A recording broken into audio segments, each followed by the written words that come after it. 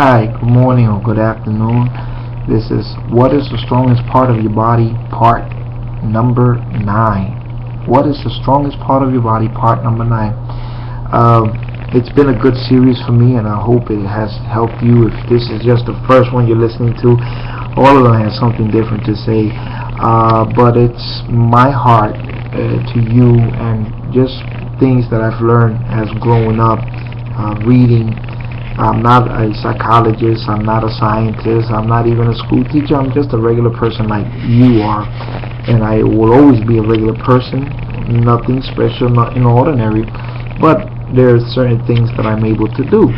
Now, I've been talking about what is the most strongest part of your body, and sometimes we, like I said in the past, the strongest part of your body is your brain, not your teeth, not your heart, it's your brain. I've been reading certain things about the brain, and it's very important that the brain has to be exercised. The brain, the mind has to be exercised. There is a saying, if it's pure, if it's clean, if there be any good report, if there be any virtue, if there be any honest thing, any honest report, think on these things. Now, what you constantly think about every day is going to make you that person, and what you put into your body, what you put into your body has a lot to do with your mind.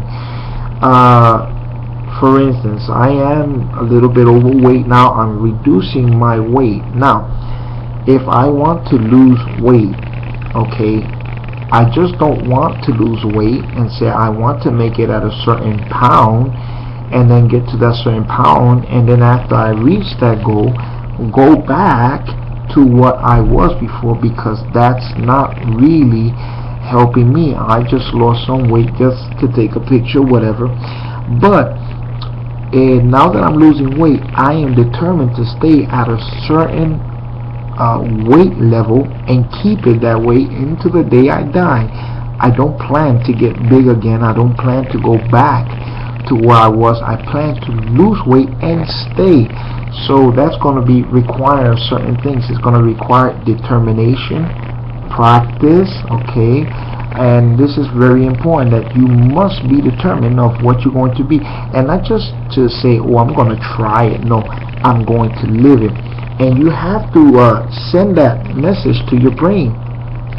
I just think people, when we have a tendency of eating, we have a tendency of eating hamburgers and all this good stuff because our taste buds, believe it or not, in your mouth you have taste buds, and you can want to have something for 10 days, up to 10 days. A lot of good information that I get first from the Word of God, and then second, I use the Wikipedia on my phone. Wikipedia. I use WikiHow, and I get a lot of information. And one of the informations that I found out, that your body, your brain needs oxygen. Now, a lot of times people are fatigued. They become tired. They become overweight. We don't rest properly. We don't eat. We don't exercise. Cholesterol's high, and it is all because our brain is associating, foods and unclean thoughts. What is the difference between a person who exercises daily and a person who doesn't exercise daily? The person who's exercised daily has put in his mind, created in his mind, and has in mind action, strength, power, motivating thoughts. That's what he has in his mind. Now, a person who does not care for his weight, a person who does not care of how he looks, of what he eats, when he eats, how much he eats, no one can tell him anything. This is my body. The doctor could tell him he's overweight. The doctor can tell him you got 3 hours to live. The doctor can say, listen, you're about to lose your leg.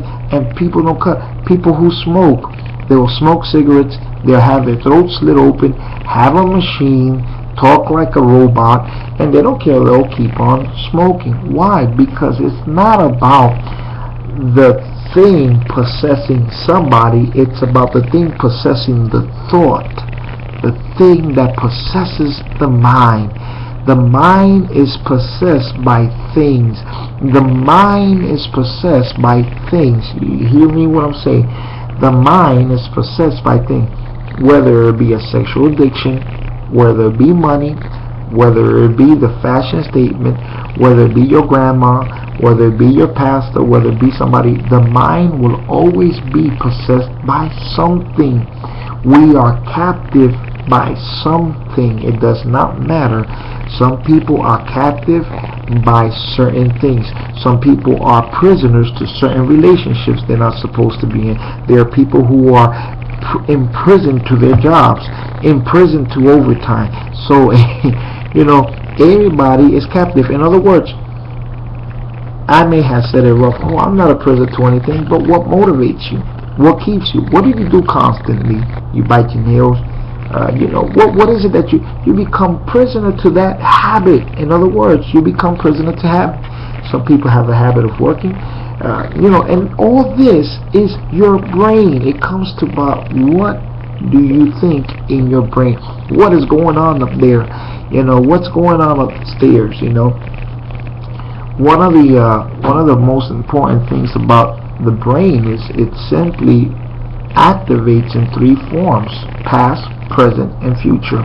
Okay, I ask you this question: what has happened in your past?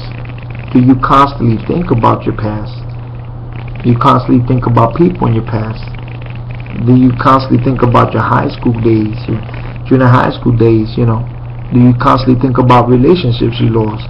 What is it that you think about? Okay, present. What is it that you think about now? Are you thinking about the future? Are you thinking about the past? You think about dying, you think about living. See, that's now. Not your future. What do you think about? And this is so important because everything that I had just asked you just now has to deal with your brain. It has to deal with your brain.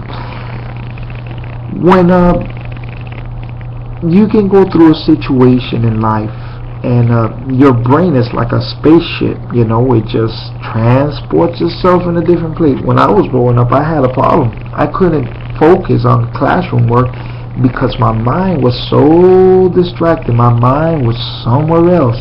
I was home, and if I was home, I was in a baseball park. And your mind can travel. You can be at a place or be working, and you can start thinking of where you want to be at. Oh, you're working, got out of home, and there you are. Working, yawning, saying I want to be in bed, I want to sleep in my pillow, when I get home, and you're working and you're already thinking when I get home, you're working, what I'm going to do tomorrow. So our brain starts to dwell on these things. There was nothing wrong that happens to me too. I'm just describing what happens, you see. There's a lot of things about the brain, like I'm not a professional on it, but it's just the way our thinking process. I don't know how the brain looks like, but the thinking process is so important.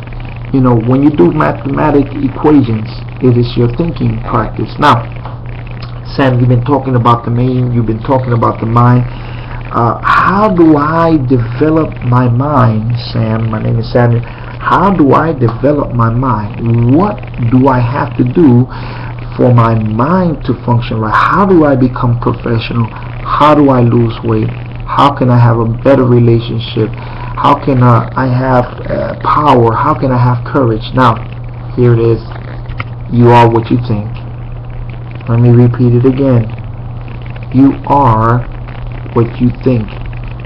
You become what you're thinking.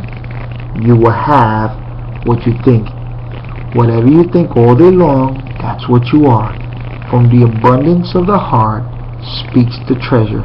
What's in your mind? Where do you want to be? What do you got to do?